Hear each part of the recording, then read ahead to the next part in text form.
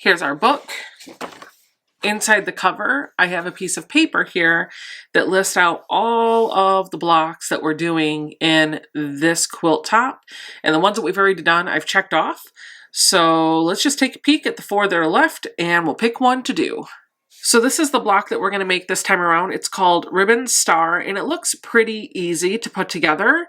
There's really only 2 fabrics that are being used in the illustrated block. I've got some yellow fabric and some blue fabric, and I think what I'm going to do is everywhere where there's yellow, I'm going to use my background, and then I'm just going to pick one of the batiks that I really haven't worked with yet and make that the color of the star. This block is actually comprised of 16 total pieces. You have the 12 half square triangle units plus the 4 corner blocks, and each one of those pieces has to measure at 3.5 inches in order for this block to hit 12.5 inches. So cutting those 4 corners, pretty easy. We're just going to cut 4 pieces of our background fabric at 3.5 inches. To make our half square triangle units though, it's going to be a little bit trickier. We're going to cut 6 pieces of our background fabric at 4 inches and 6 pieces of our print fabric at 4 inches. Now, if you are a beginner or your half square triangle units tend to come out just a little on the shy side, feel free to step that up a little bit. Cut them at 4 1/4 or 4 1/8 or even 4.5 if you're still learning how to get a good 1/4 inch seam allowance. What we're going to do is use the tried and true method where we draw a line on the background fabric corner to corner, and we're going to sew a 1/4 inch away on either side of that line, cut it in half, and then we'll square all those half square triangle units up to 3.5 inches, and then we just simply have to sew it together. So easy, right? Let's pick out our fabric. This white is serving as my background fabric. So I know right off the bat, I need 4 pieces at 3.5 inches. All right, so from this, we are going to cut some 3.5 inch pieces. And if I take a look at my ruler, I know I'm going to be able to get 1 here, and this is 2 layers of fabric, so this will be 2. And then when I go up to 7, that will be 4. So just to kind of make this measure out, oh look, I'm glad I turned that over. All right, I've got my background fabric laid out here, and what I'm going to do just to make this a little bit more efficient is I'm going to measure a piece of fabric that is coming just a little bit bigger than 3.5 inches and a little bit bigger than 7 inches. This is doubled up, so I know that cut's going to give me 2 pieces that are like that, and then I can square these up to be my 4 squares that will measure 3.5 inches. Guys, notice my new rotary cutter. Isn't this phenomenal? This is one of the Martelli rotary cutters. I love this. So now that I've got a good 90-degree in this corner, we're just going to square up the first 2, and I'm going to keep those 2 pieces of fabric nice and lined up so that whenever I do my cutting, I'm going to yield 2 units.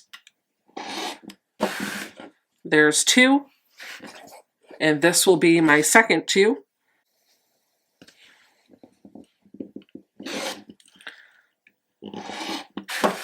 All right, there we go.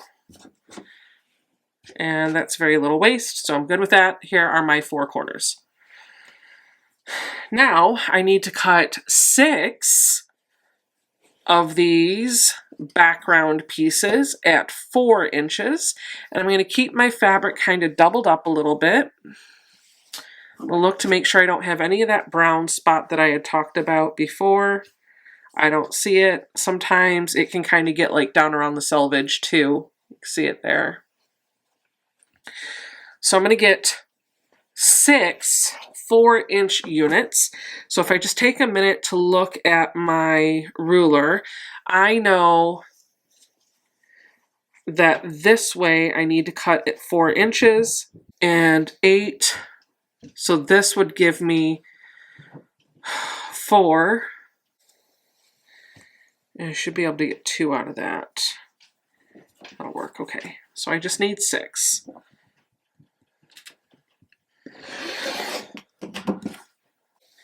I'm actually going to end up folding this over just to make my cutting a little bit easier. These need to be 4 inches. I normally don't like to square up with a rectangular ruler, but the pieces are so small that it's not that big of a deal.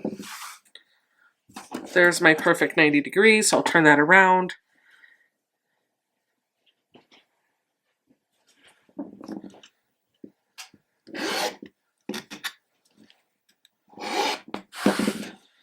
I've got 4 here.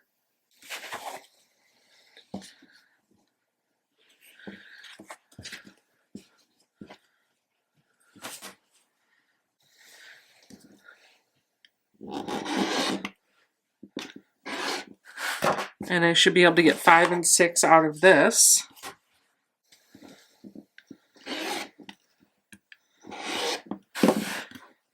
All right, so there's all of my background pieces. Now let's cut some print. And I'm actually going to open up a fat quarter that I've not used before. Since I know I need 6 pieces that are going to measure at 4 inches, I'm just going to take my time to iron this and cut a nice 4-inch strip off my fabric. All right, before I cut my strip, I'm just going to take a second to clean up this edge of my fat quarter so I have a nice straight edge to work with. I'm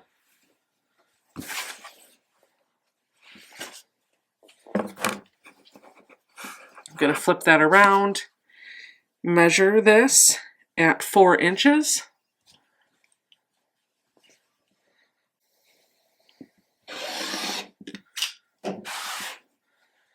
And then I'm going to subcut this down really quick. I'm going to fold this over so that I can get 4 pieces with 1 cut. I'm just going to turn my ruler sideways to make it a little bit easier to manage.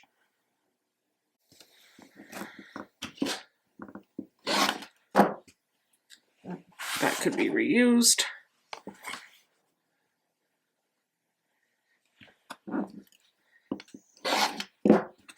That cannot. So there's 4, and now all I need are 2 more. So I'm just going to cut probably from right here, but I need to be careful because this side has selvage. So when I cut my 4 inches, I actually need to go in enough that's going to cut off that selvage. So I'm going to cut this at 4 by 5 and then I will trim it down.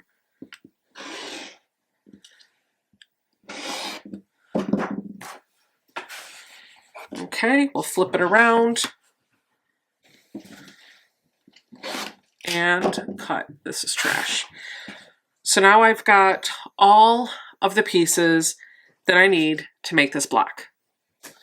Okay, so to kick things off, I'm just going to pull my 6 pieces of background in front of me,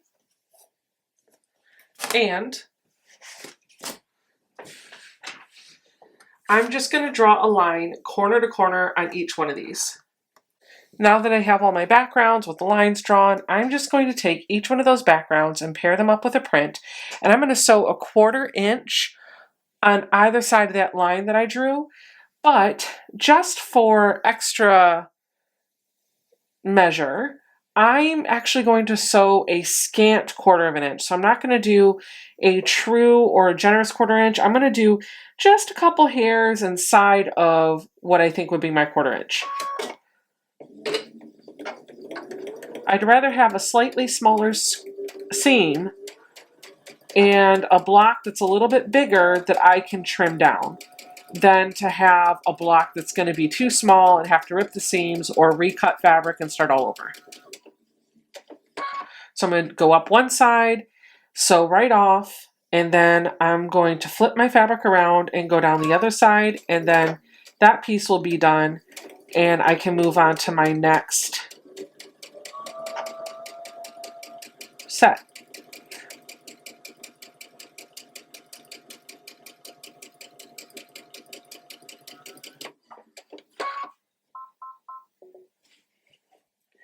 I do think that my seams on this one were a little too generous, so that one makes me nervous, but we'll set it aside and see how it works.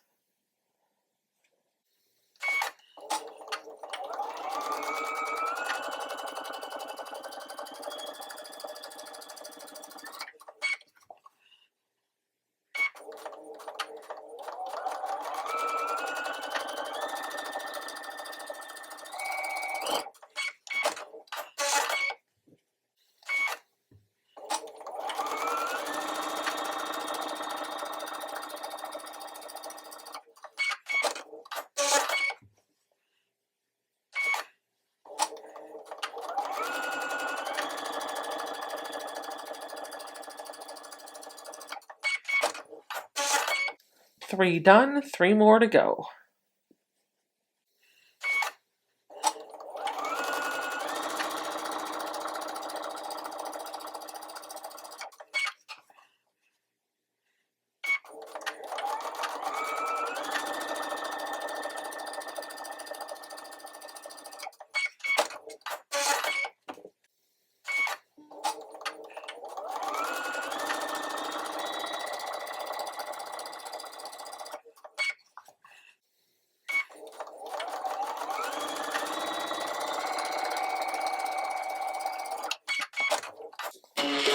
Last one.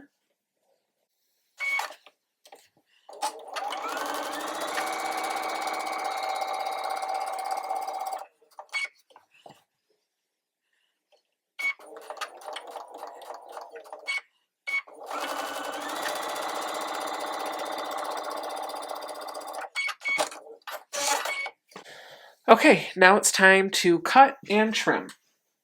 I'm going to pull out my rotating mat for this.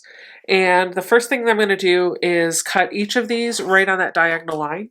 You could use a pair of scissors for this if you'd like, but since I have this handy new rotating mat and rotary cutter from Martelli, we're going to play with my new tools. Cutting that perfectly straight doesn't have to be exact. You just need to separate it and be careful to leave some seam there.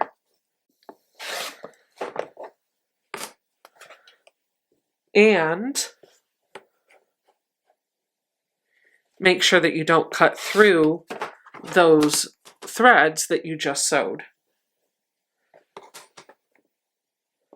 Once I separate them, we're going to take a minute to press them open, and then we will square them up to 3.5 inches. And then all we have to do is lay this out and assemble our block. You guys, here's my favorite thing about this mat. I'm done cutting. I need to iron. Boom, I can flip it over. Check that out. Now I have an ironing surface. So I'm going to get my little mini iron. I'm going to take each of these little half square triangle units that we just made, and I'm just going to put my finger in between the 2 layers with the print on top and roll the triangle over to the print. And the reason why I'm rolling it to the print is because the print is my darker of the two. My background is white. Now, if I was working with a background that was darker, I would just do it to the dark side. Whichever fabric is darker, put that on top, put your fingers between the 2 and just kind of gently nudge that over. And then you're just going to set the hot iron right on top of that fold and just set it aside. That's all you're doing. You're not moving the iron back and forth. You're just setting the hot iron on top of that fabric for just a couple seconds. It's going to make it nice and flat. And then you're going to do the next one.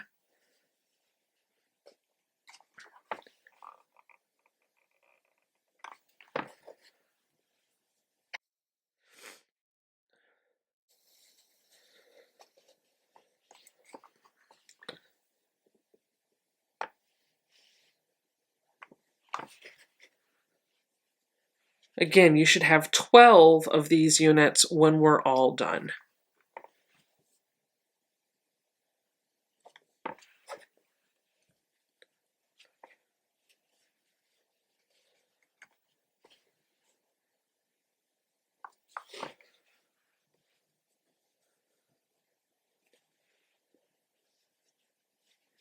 If you have some fabrics that are a little wonky and you need to hit that with the iron too while you're here, go for it. Take a second to make your block really nice and flat. I wouldn't worry about steaming this yet. Once all of the pieces are assembled together, then we will steam set everything. Right now, we're just going to use a hot, dry iron. Now, if you're using seam, that's fine. Steam. I think I said seam. I meant steam. Steam and seam. Steam a seam. Ha ha ha. That's actually a product, isn't it? I've not used it, but I know I have some around here. All right, this is my last one. That one was a little wonky. So now everything is nice and flat. I'm just going to put my iron back. And we're going to flip this handy rotating surface back over. And now I've got another tool. We've got a rotating cutting mat. You guys, I did not buy this for a long time because it was expensive, but I am so happy I did. If you have the means to pick up the Martelli rotating cutting mat, highly recommend it. And no, they did not send this to me for free, and they did not pay me to say it. I just love it that much. Okay, so what I'm going to do to square these up is I'm going to take a square ruler. This one's probably bigger than what I really need. And I'm going to find the 45-degree line on my ruler, and I'm going to lay that right on top of the seam where my print and my background match up. I'm going to make sure that the line for 3.5 on the side and the line for 3.5 on the bottom have just a little bit of fabric extending past it, although I could just make sure that the lines are right on top of those edges of the fabric. What I usually find is that all 4 sides need to be trimmed up, and that's why I look for fabric to extend past both of those, because I know if fabric extends out of the edges and off of those lines, I'm going to be able to square this down perfectly. And by laying this 45-degree line directly on top of my block, I know that I'm going to make sure that the fabrics meet in the corners instead of somewhere else on my block. All right, let's go.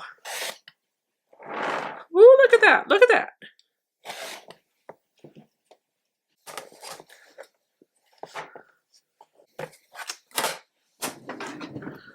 I've switched out my rulers. I'm using a block lock ruler. It's a little bit smaller, and this is made specifically for squaring up half square triangles.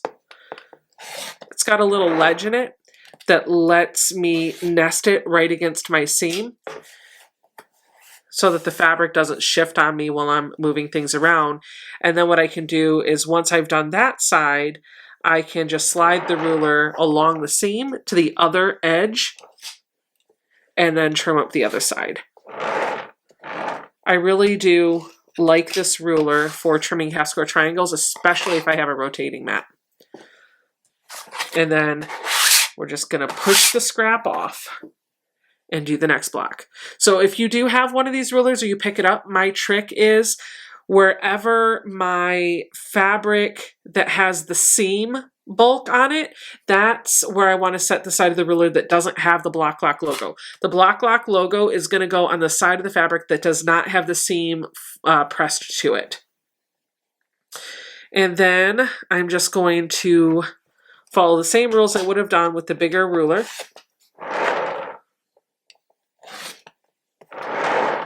And now I'm going to pull it down here, look for that 3.5 inch mark.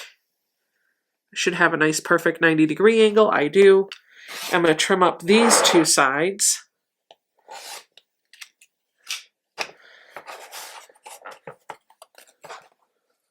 And we're just going to kind of keep repeating this. So let's just get to cutting.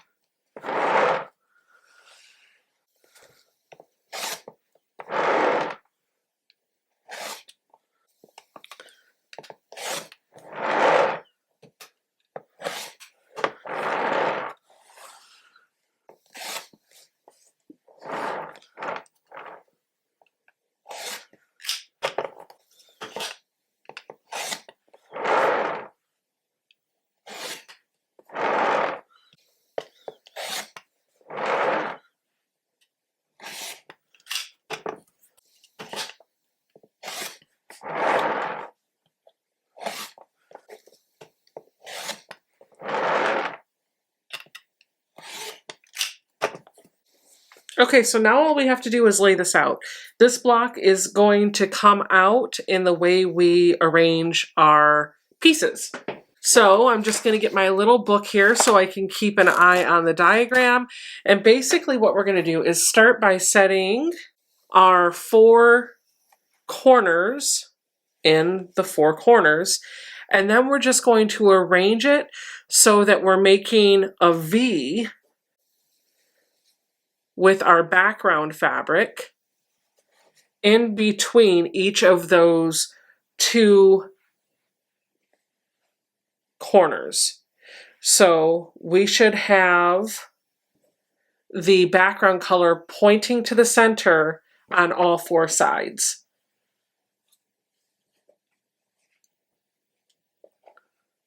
You can see the stars starting to kind of shine through a little bit.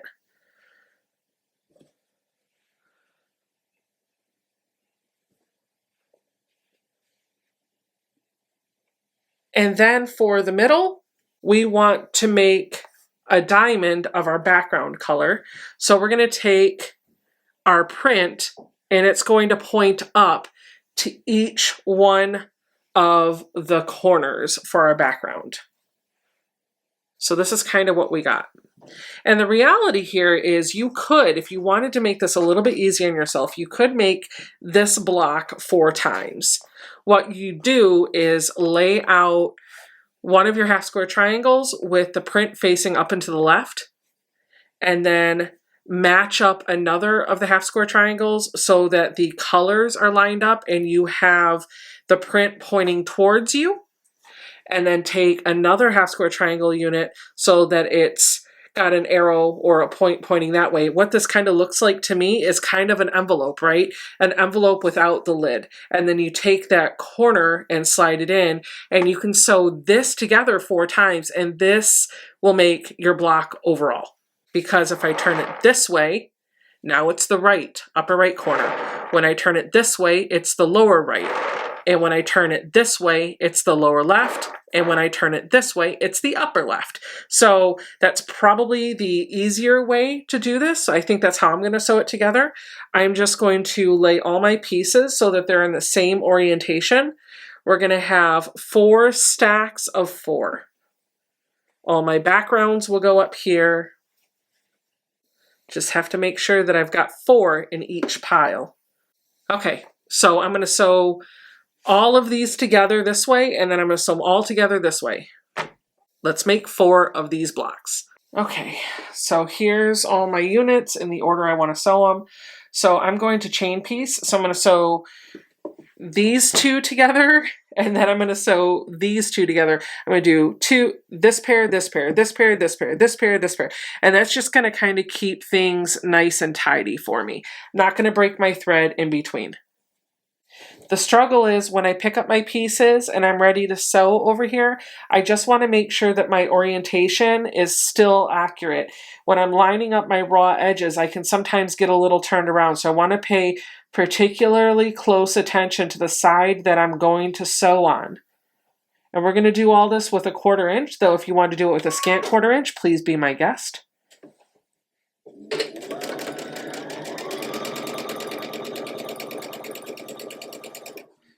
And we're going to pick these 2 up and sew them together.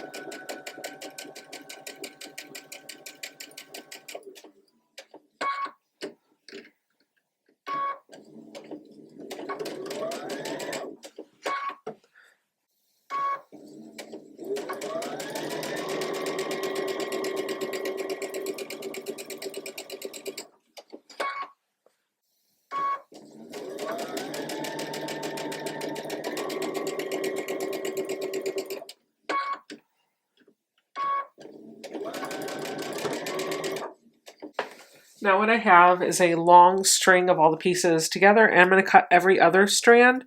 So I'm going to leave these two together, cut, skip this one, cut this one, skip this one, and cut this one. And what that's going to do is give me 4 groups. And I'm just going to open up each of these, and I'm going to take the top row and I'm going to finger press the fabric to the background square, and then the bottom row I'm going to finger press the fabric to the right, and that's going to let the fabric right here in the middle nest up nicely. And then I'm just going to sew that seam.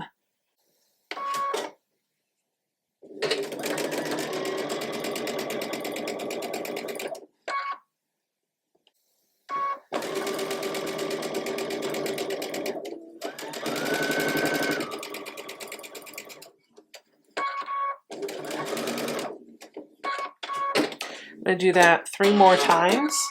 The top row, I'm going to let the fabric go to the background. And then the bottom row, we're going to go over to the right, and we're just going to finger press. We don't need to go to the iron for this. We're going to nest up the seams and sew.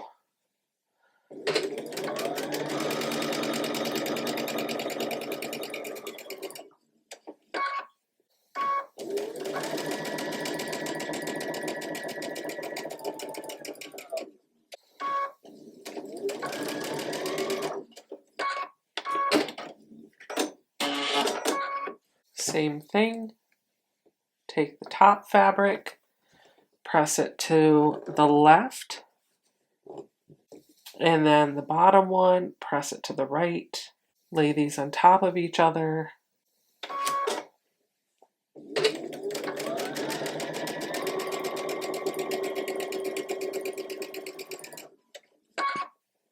Line up our diagonals right on top of each other.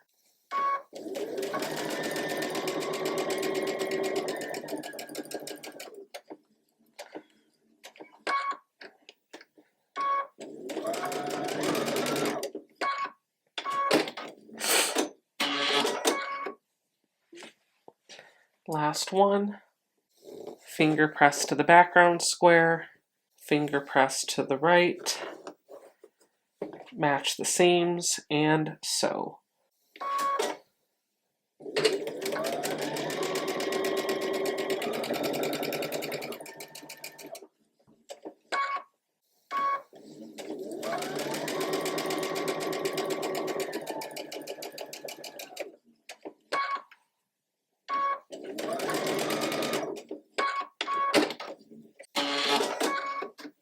Now, we're going to take all of these and press them. What I'm going to do,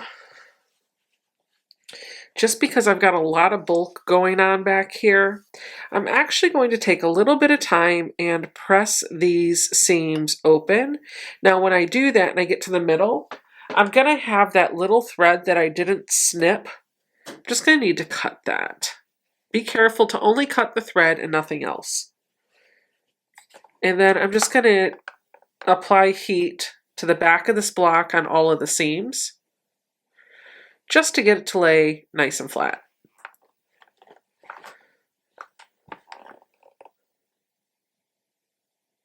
Again, I'm only using a dry iron. I'm not using steam.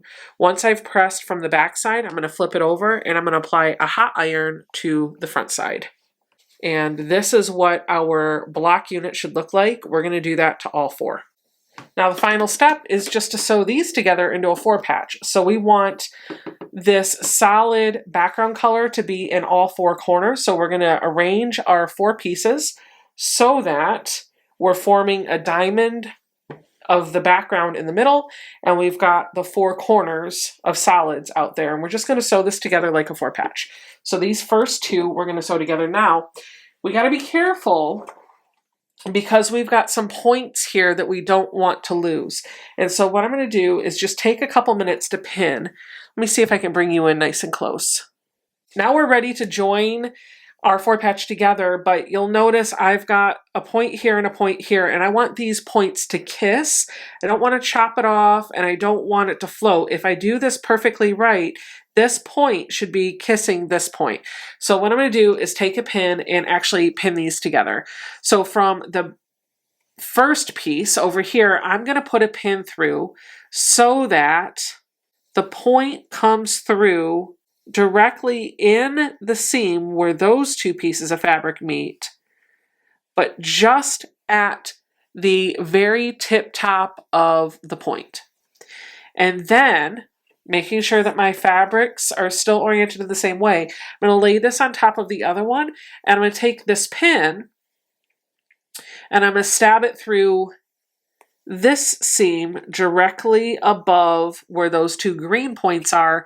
And so what's happened now is these seams are nested, and they're nested in such a way where this pin is telling me exactly where my point is. So I'm just going to be very careful with my pin, and I'm going to finish putting it into the fabric because that's going to kind of hold things in a tidy package for me. And I'm going to take this to my sewing machine, and I'm going to make sure to sew this along this edge, but make sure that my needle stays on this side of the pin. I can see where it's coming up into the fabric. I don't want to sew over the pin or on that side of the pin.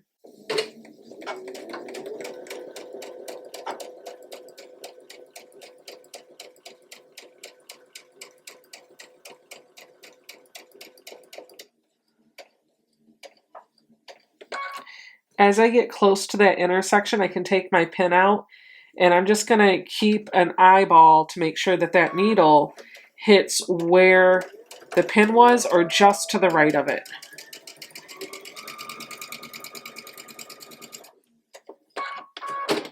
And if I did that right, then I should have 2 points that kiss or come pretty close. I should be able to at least see my points. For this block, those pieces are adding a lot of bulk, so I will be pressing this seam open as well, just to kind of reduce some of that bulk, not block, the bulk. So I will be pressing those seams open, and that's going to be the top.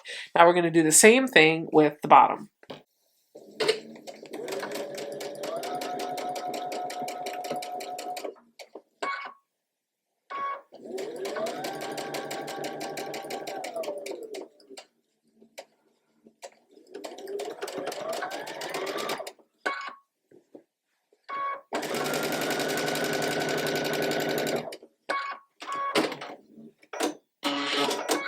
And again, we're going to take a minute to make this seam lay open because of all that bulk. And there I've got my 2 points that are a little off, but close enough. It'll work. I did not cut off my points, but this one isn't exactly right. It's like a thread off, but we're going to take it because when this is all put together, when it's quilted and washed, you're never going to notice. And if you do notice, then again, you have better things to do with your time. This is not being entered in a quilt show, so we are just going for beautiful to us and finished. I honestly feel like if we refuse to finish anything because we didn't get it perfectly right, then we would never finish anything. So we're just going to keep it. And see, look, from a distance, you can't even tell that I messed those points up. It's fine. As long as it's not drastically off, it'll be okay. All right, so now we're going to sew this top row and this bottom row together. And again, I've got 2 points here and 2 points here. I want these to kiss. So I'm just going to take a couple minutes to pin this one too.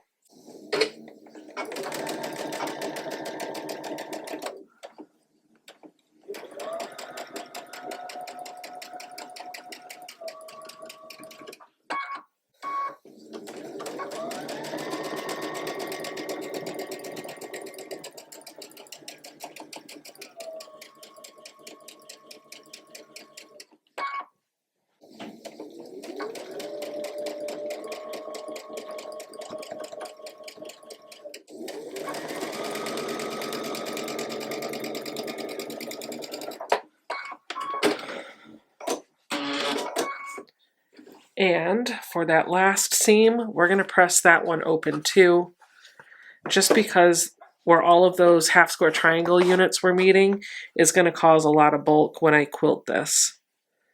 So we're just going to take our finger along this great big seam, push the fabric in both directions. I have to press a little extra hard right there where all those points come to meet. And then we're going to heat treat it from the back. And then, moment of truth, all of my points are going into kiss. They're not necessarily kissing, but they're going into kiss. This one down here is a little off. It's not hitting right where it needs to be. It's about, I'd say, maybe an 1/8 of an inch or a 1/16 of an inch floating just above it, but I'm going to leave that there because I feel like, again, once I add texture to this quilt and I quilt it and I put it all in with everything else going on, my eye is not going to be drawn to this little boo-boo down here. It's just going to see the overall star. So I'm encouraging you guys right now, if you have something like this, leave it. Don't rip it and redo it. Now we're going to come in with our mister bottle, get our block a little damp, and this is where we're going to steam press. I'm going to start in the middle of my block. I'm just going to lay my hot iron down, and I'm going to gently start working outwards, very slowly, taking careful measure to lift my iron very, very gently as I move to that next area.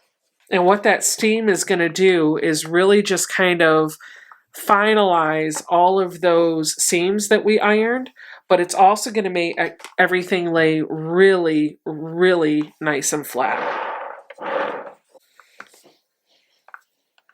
Like a sheet of paper.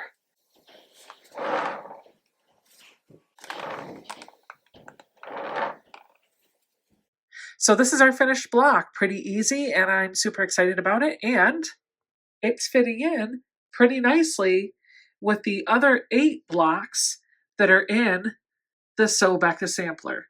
So if you have not had a chance to get caught up, there are 8 other blocks and 3 more to come for the Sew Becca Sampler.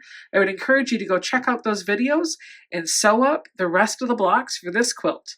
I'll see you guys all in the next video.